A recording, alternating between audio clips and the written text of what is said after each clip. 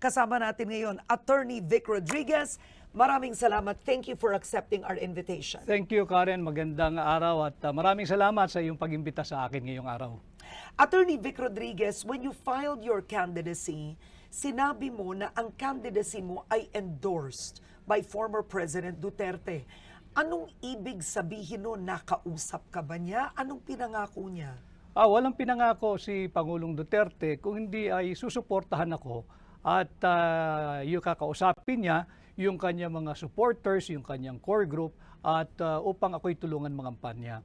And yes, may pag-uusap kami before the filing at mga 3-4 na beses kami nag-uusap because initially sabi niya, Vic, tumakbo kang senador.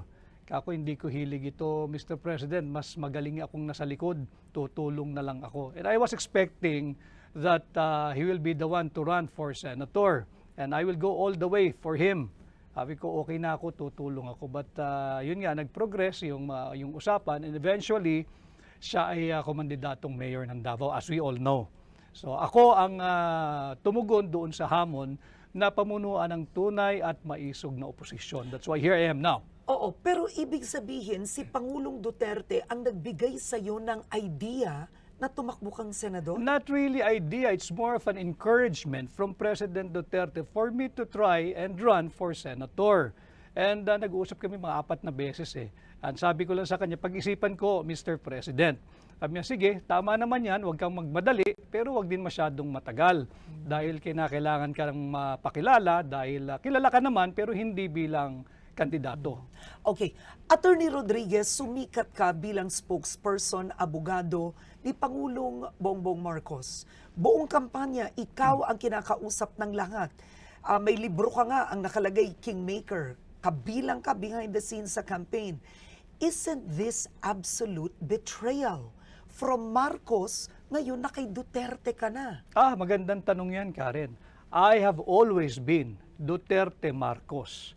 And noong 2022, Marcos Duterte. At hanggang sa ngayon, magkasama kami ni Duterte. Ang nawala yung Marcos. Yan ang dapat mapaliwanag nila.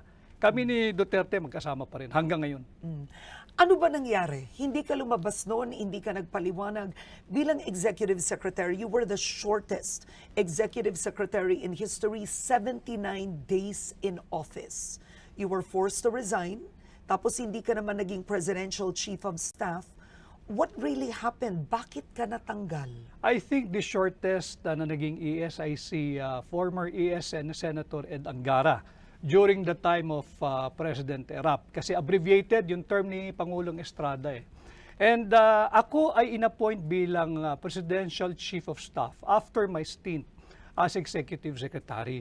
But sa tingin ko nga noon, hindi na untenable na yung sitwasyon namin sa Malacanang. Ako hindi ko na kailangan yan. Bakit sino ba kaaway mo doon? Yung mga gustong maging Pangulo pero hindi naman binoto ng tao. Yung mga astang Pangulo, wala namang mandato. Marami ron sa Malacanang. At alam naman ng taong bayan who I'm referring to, at hindi lang isang tao yan. Kaya nga nagkakagulo ngayon ang ating bansa. But why didn't the President stand by you? Initially, tumatayo siya, tumitindig siya sa aking panig. Pero eventually, bumigay, wala na tayong magagawa ron. And even before I assumed the position of Executive Secretary, Karen, hindi ito alam ng taong bayan. Alam ito ni Bongbong Marcos. Ilang beses ako nagsabi, hindi ko kailangan yan, okay na ako. I don't need that. Pero sabi niya, hindi, samahan mo ko. Pinaghirapan natin dalawa ito at gusto kong patakbuhin mo yung aking tanggapan kagaya ng pagpapatakbo mo nung kampanya. So, nandoon yung tiwala. Presidente na yan Hindi naman lahat napapagkatiwalaan ng presidente. So, sige, tinanggap ko yung hamon. Pero as we go along, sabi ko, hindi ko kailangan ito, Mr. President. Exit na ako. Okay ako. Okay ako. Huwag mo akong problemahin. Ayos ako. That is why, even in the commission on appointments, kinakailangan nila sumulat sa akin. Hinihingi yung documents ko. At yun, nag-meeting din kami ni Bongbong Marcos doon sa kanyang private office. Sabi niya, ba't wala kang dokumento? Hindi ako upo dyan. Hindi ako magpapa sa ilalim sa CA. Ambush yan. But why did you become a critic of the President? Pwede namang nag-resign ka, tumahimik si Attorney Vic Rodriguez, sinaportahan mo on the side, bakit ngayon napaka-active critic mo? Ang sinasabi ng ilan, porket wala lang sa posisyon, eto na siya, kritiko na. Hindi ko kailangan ng posisyon, Karen. Ako nga yung lumayo sa posisyon eh. Tanungin mo ang sambayan ng Pilipino. Ilan ang kayang gumawa ng ginawa ko? I walk away from being DES. Meron akong appointment as the Presidential Chief of Staff. Meron ba Pirmado talaga yun? yan. Meron, nasa libro ko. Because sinabi nila na walang ganun. Hindi, pirmado ni Bongbong Marcos yun. Alam niya yun. Kaharap nung pinirmahan niya, inabot niya sa akin si Naida Angping na ginawa kong PMS Secretary. Si Anton Lagdameo kaharapan. At yung maraming PSG. Pirmado yun. Sa akin ang original hanggang ngayon. At ready ako ipakita yan kahit saang forum. Why did you have to be a critic? Yun ang tanong ng ilan. Sapagkat nakakaya ka rin eh. Ikaw na rin nagsabi, ako lahat ang kinakausap ng tao. Ako yung nakaharap, mukha ko yung nandoon, salita ko yung nandoon. Tapos iba na ginagawa nung taong ikinampanya ko ng mabuti at tinangkilik naman ng tao. Hindi ito yung aming pinag-usapan. Hindi yung ganitong uri ng pamumuno ang aming napag-usapan. This is not the kind of governance and leadership that we agreed to have pag siya'y pinalad at tangkilikin gawing Pangulo. Yan ang katotohanan. Ngayon, tumatakbo kang senador pero tinatanong ng ilan, bakit namin iboboto si Attorney Vic Rodriguez gayong nung nasa gobyerno siya, nagkaroon ng ilang kontrobersya. Hindi natin kailangan isa-isahin at idetalye ngayon, but there was the sugar fiasco, issues with appointment, yung na-appoint mo sa Ports Authority, etc., etc. Ang tinasabi ng ilan, pumalpak nga siya doon, ba't ngayon senador pa? Kasi sinungalingan yun. Wala akong palpak, Karen. Yung sugar fiasco, ako ang nagpahuli ng mga asukal. At dito sa programa mo, daming nanonood dito, kung merong makakapagpakita ng dokumento na pinirmahan ko, yung sugar order number 3, sa iyong programa, Karen, exclusive mo ito, I will withdraw my candidacy for senator. At yung appointments for sale, hanggang ngayon, hindi ako sumailalim at isiniilalim sa kahit anong investigation. Wala ako ni isang kasong administratibo, civil, at best criminal. Wala. So lahat ito'y paninira. Balikan ko lang yung sa Ports Authority na sinasabi nilang bayaw ko. Si Ginoong Chet Pastrana nakilala ko lang nung kampanya. At siya'y pinagkatiwalaan namin tagadala ng pera para sa mga watchers. At hindi ko bayaw yan. At baka magduda ang asawa ko na meron pa akong ibang pinakasalan pag nagpatuloy yung chismis na bayaw ko si Chet. Yun ang aming biruan ni Chet. Ay hindi ko kaano-ano si Chet. So, yan ang katotohanan. Ang sinasabi nyo ngayon, ay what you're saying is you were unfairly treated, judged, accused? Absolutely. Because maraming sumama na lang nung panalo na kami doon sa kampanya na gusto nila business as usual. Iba na dapat yung direksyon namin, yung napag-usapan namin ni Bongbong Marcos eh. Wala kaming kasama noon, Karen. Alam kong alam mo, walang gustong sumama kay Bongbong Marcos matapos ang 2016. Kaming dalawa lang ang magkasama. Kahit nung siya'y nag-announce ang kandidatura, wala kaming mga branded names in politics. At nung mananalo na, nandyan na yung mga Johnny come lately. At ang gusto, sila pa ang una sa pila. Hindi ako pumayag. Bakit? Ang kasama namin, ordinaryong tao eh.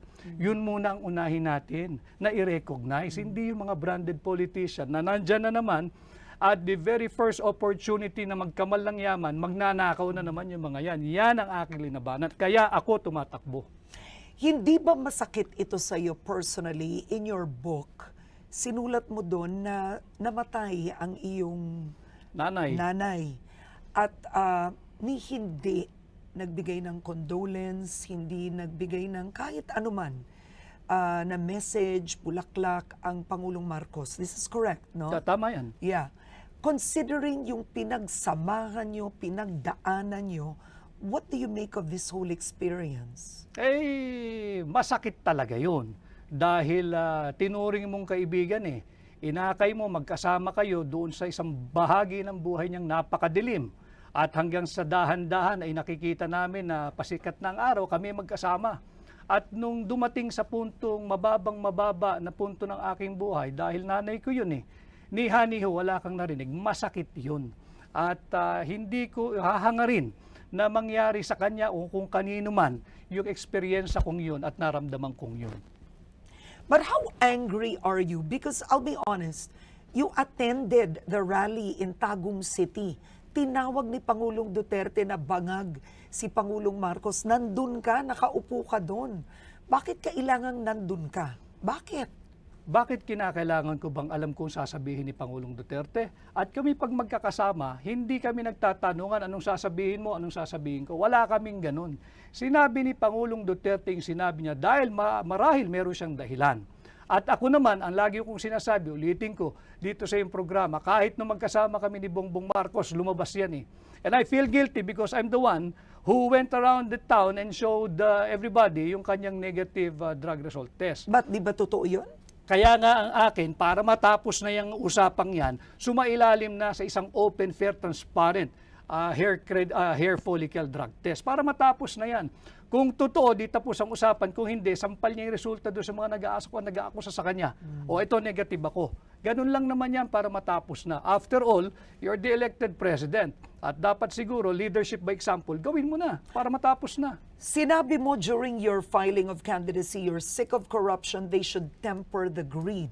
How bad is the corruption now? Very bad. What makes you say that? And look at what happened sa Bicol. 200 inosenteng Pilipino patay dahil ninakaw yung flood control funds. Hindi katanggap-tanggap yun. Hindi katanggap-tanggap yun, Karen. Dapat yung nakapagpasko, kagaya nating dalawa, kagaya ng maraming Pilipino kasama pamilya, patay eh. O paano gagawin natin doon? Sorry? Hindi sila nag-sorry. Patay yun dahil ninakaw. Yung flood control funds. Nasaan yung 5,500 flood control programs? Yan ang dapat natin pinag-uusapan. Yan ang dapat iniimbestigahan, hindi yung kung ano-ano. Pagkukulang ba ito ng Pangulo? O siyempre, siya Pangulo eh. Siya Pangulo eh. At sa kanyang termino, magdadalawang taon pa lamang, ay 500 billion pesos na ang sinabing nagasta sa flood control programs. Nasaan? Nasaan? Yung sa Bicol na nalubog, bilyong-bilyong piso yun. Bakit nalubog? Okay, ngayon, hindi lang yun ang isyong pag-uusapan natin. Marami pang may init na usapin ng ating bansa at nais naming malaman ang pananaw nyo at paninindigan. May 10 tanong dito sa harapan nyo, pumili kayo ng 5, tapos ibibigay nyo sa akin, susubukan natin sa loob ng 6 na minuto, sasagutin nyo to. Okay, I have to choose the 5 now. You know, choose one and give it to me. Okay. One first. Okay, alright. Ano ang masasabi mo sa paggamit ng confidential funds ni Vice President Sara Duterte? Hindi lamang dapat yung kay Vice President Sara Duterte imbestigahan. Lahat ng gumagamit ng confidential funds, kung may iimbestigahan, lahat. Pero hindi pwedeng isa ang lang. tanong is about Sara Duterte. Yung paggastos niya ng confidential funds, sinabi niya hindi siya magpapaliwanag sa Kongreso. Tama ba yon? Tama, sapagkat binibigyan siya ng COA until January or February of this year to comply with documentation. Yung notice of disallowance, Karen, ito'y malaking kasinungalingan. Ang notice of disallowance ay hindi kasong kriminal. Hindi yun finding of guilt. Yun ay para remedyohan mo yung mga kulang na dokumentong pinapasumiti sa'yo. At binibigyan pa siya ng January or February of this year. Therefore, the investigation conducted by the House of Representatives, if at all, premature. Huwag mong pangunahan ng COA. Constitutional duty ng COA yan. Article 9, Paragraph D, Section 3. So, Attorney, naniniwala kang walang maling paggamit si Vice President Sara Duterte sa confidential funds? Hindi pa dapat husgahan dahil meron pa siyang period to comply. So lahat ito premature. Let COA do its job. Huwag pakialaman ng Kongreso yung trabaho ng COA because it is not the core function of Congress to do the function of COA. Okay, next. Okay, next question. Pabor ka ba na gawing legal ang divorce sa Pilipinas? Hindi ako komportable diyan sa pagpapalegal ng gagawing legal ang O divorce. bakit? Ayaw mo yung salitang divorce? Sapagkat nandyan na yung annulment at yung legal separation. At sa tingin ko, sapat na yan. At again, on constitutional ground, mahirap naman basta lang tayong susuong sa divorce bill dahil malinaw na kinikilala ng ating saligang batas, Article 2, Section 12 of the Constitution. Pinapalakas, kinikilala ang pagiging sagrado ng pamilya. In fact, it is treated as the basic autonomous social institution na dapat palakasin. So on constitutional ground, may reservation ako sa divorce bill. Next. Yan. Okay. Paano mapapahusay ang kalidad ng edukasyon ng Pilipinas? O siguro ang tanong na lang, magkomento ka sa edukasyon ng Pilipinas ngayon at sa pagbawas ng budget. Kulelat tayo, di ba? Kulelat tayo sa math, sa reading, sa science, at sa spelling. Tapos binawasan pa ni Bongbong Marcos ang 12 billion. Lalo tayong malulubog. We are not using our public money to do proper public investment. So maling-mali na bawasan mo ng 12 billion pesos ang Department of Education at isang kalang mo ang kinabukasan ng kabataang Pilipino, unahin mo ang ayuda ng mga mambabatas. Yan, maling-mali yan. Ang tanong ko sa iyo, kung naging senador ka, anong gagawin mo? What legislation will you do? I will work on amending the plunder law. Ibababa ko yung threshold ng plunder from 50 million to 5 million. At pag nagawa ko yan, Baka lahat makulong na. hindi lang yan, Karen. Pag nagawa ko yan, ibabalik ko ang death penalty. Yun ang kaparusahan.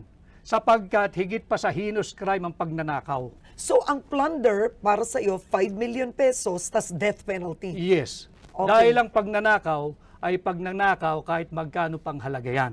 At singit ko lang, kahit sa banal na kasulatan, ang nakalagay lang doon, thou shall not steal, period. Hindi sinabing thou shall not steal ng more than 50 million. So wag nating paguluhin ang buhay natin, wag kang magnakaw, period. All right, next.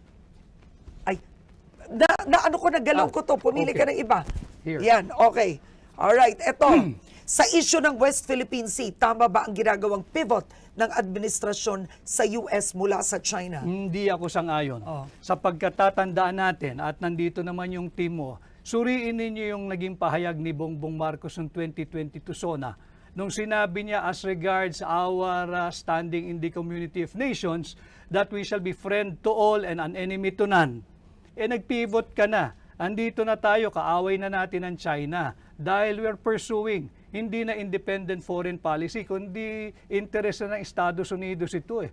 With the proliferation of US military bases. Yung EDCAng yan, US military bases yan eh. But that's not a US military base. EDCA is not. No, they call it EDCA, pero nandoon na yung mga Article 18, Section 25 of the Constitution. No foreign bases, troops and installation. Anong tawag natin sa EDCA? Andun ang tropa nila, nandun ang base, nandun ang armas, nandun ang bomba, nandun ang missile. But that is essentially US military bases. But And even the Supreme Court said EDCA is constitutional. pero nandirito na sila, Karen. Basahin natin ang Article 18, Section 25. I will not argue with the Supreme Court. I'm a member of the bar. Pero hindi naman lahat ng desisyon ng Supreme Court ay sinasang-ayunan ko. At marami din silang naging desisyon nung araw na binago rin nila paglipas ng panahon. Baka sakali, ganun din ang mangyari dito. Okay. Kasi sinabi mo, in one of your speeches, you said, dapat ihintunaan ng administrasyong ito yung belligerent rhetoric niya Yes. when it comes to the West Philippine Sea. Yes. Because we're putting our Filipinos in harm's way na nandoon sa teritoryo ng China. Yung Pilipino sa Macau, yung Pilipino sa Hong Kong, yung Pilipino sa mainland China, paano pag nagkaroon ng retaliation? Hindi yung gobyerno ng China, they will not do that. Yung mga Chinese doon, kawawa ang Pilipino, sino mananagot? Pero attorney, mas sang-ayon ka sa pag-handle ni Pangulong Duterte sa West Philippine No, Sea? ang sinasabi ko, let us diffuse and de-escalate the tension. Huwag nating silaban. Sapagkat yung ginagawa ng mga matatapang na nagsasalita dyan sa gobyerno, that is even punishable under RPC Article 118, Karen. Okay. Alright. Bawal yan. Ang dami ko pa kasi gusto itanong sa inyo eh. Ayoko matapos itong 20 minutes. Kaya pa ba isa muna? Oh, here. Kaya pa ba isa? Very quickly lang.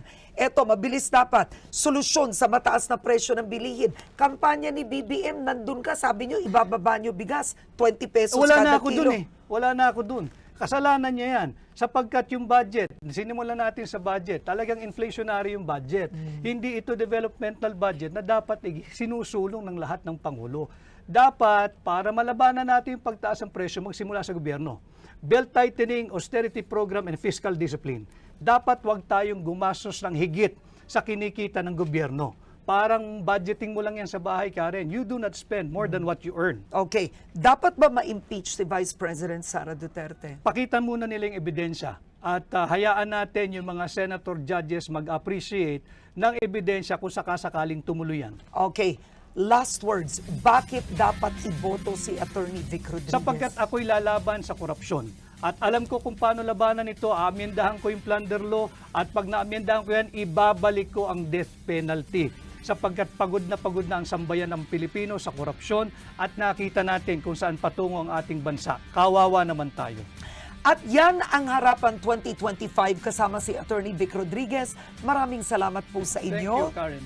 At magandang araw kapamilya, bumoto ng tama, suriin ang bawat kandidato.